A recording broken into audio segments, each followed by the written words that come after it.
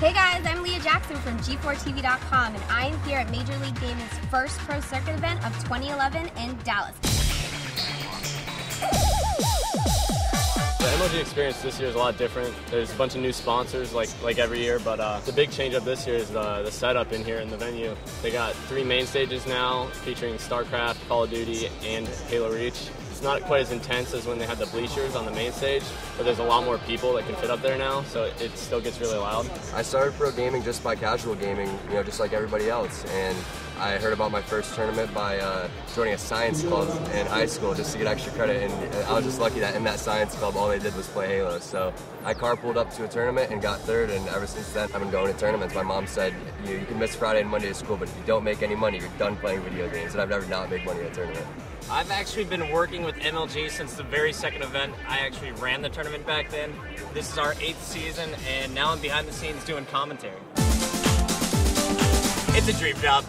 Basically I get to watch my favorite thing in the whole world. That's Halo Reach gameplay. The best games in the world are all here at MLG, and it's my job to talk about them. It's just phenomenal. Everyone in the world wants to compete at MLG. The top teams in the world are here competing.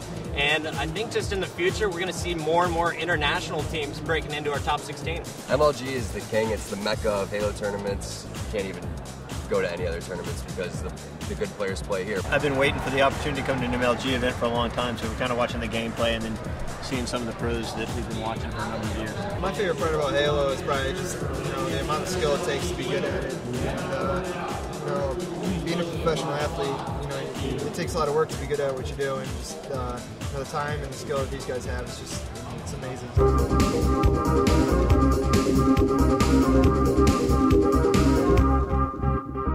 I'm pretty lucky. I love what I do. I've been a part of the league for probably 4 or 5 years, and I happen to get the job. I'm best friends with the people on my team, and I was a player before I was a coach, and they asked me right before the opener last year if I wanted to coach, and we did really well last year. They said I was a great coach. I want to keep doing it. I just try to play as much as I can, get comfortable with my team, and it's set up where we have a support player, an objective player, and we also have a lot of leaders on our team.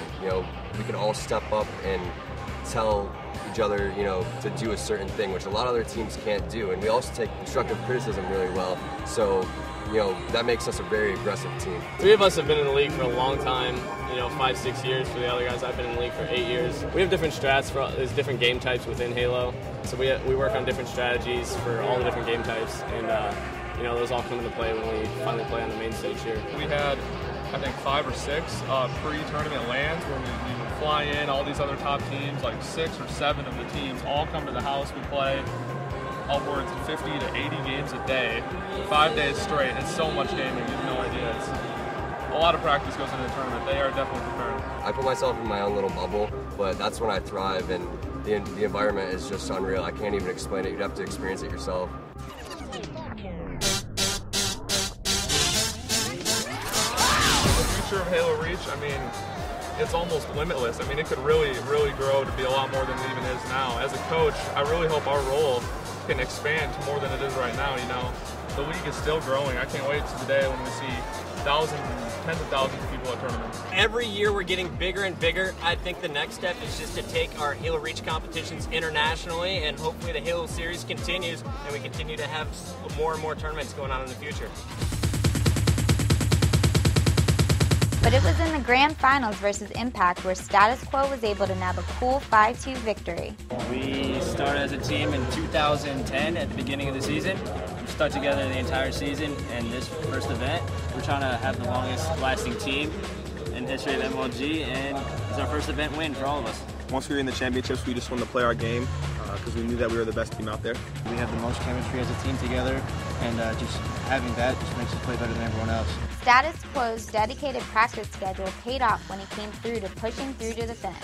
The best moment had to have been the last game, definitely. When we armed the second bomb, we were up 2-0 with like 3 minutes left. We knew we had it, and we were just trying to outslay them so we can get the win. Once I heard that Status Quo chant, I was pretty excited. Status Quo!